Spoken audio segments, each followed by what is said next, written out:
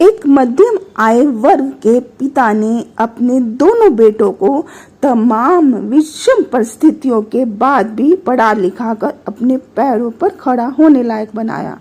जहां उन्होंने अपने पहले बेटे को दिल्ली के नामचीन कॉलेज में एडमिशन दिलाया, वहीं दूसरे बेटे को स्कूल के दिनों में ही अपने एक मित्र के पास भेजकर बही खाते लिखना सिखाया। अब इसे नसीब कहें या पिता का आशीर्वाद, कॉलेज की पढ़ाई पूरी होने के कुछ महीने बाद ही नौकरी के लिए पहली बार इंटरव्यू देने के चंद दिनों बाद ही सरकारी नौकरी के लिए नियुक्ति पत्र आया। बेटे को सरकारी नौकरी मिलने के 8-10 महीने बाद ही पिता ने अपने बेटे की शादी करके अपना फर्ज निभाया। इधर उनकी बहुरानी ने भी कानून की खामियों का बेजा फायदा उठाया। दहेज उत्पीड़न के झूठे मुकदमे में फंसाने की धमकी देकर सास ससुर के पूरे मकान पर अपना कब्जा जमाया।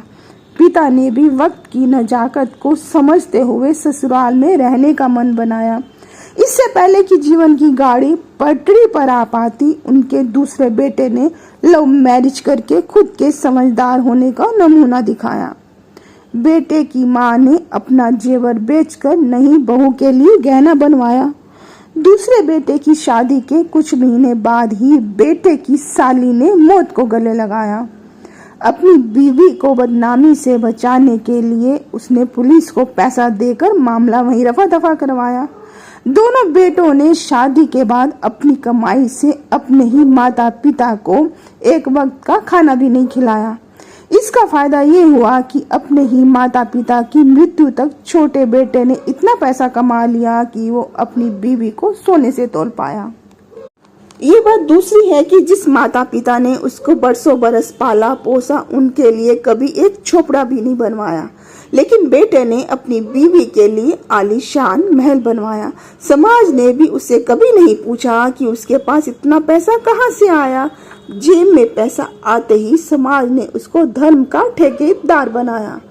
पिता की मृत्यु के बाद उनका दाह संस्कार करना तो दूर, वो अपने ही पिता को मुखाग्नि देने भी नहीं आया।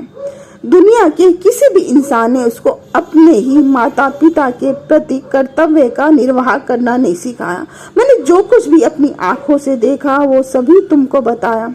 बड़े बेटे को तो उसके कर्मों का फल मिल गया। कुदरत ने उसको ऐसी सजा दी कि ना तो वो चैन से जी सका, ना ही मर पाया। ढेर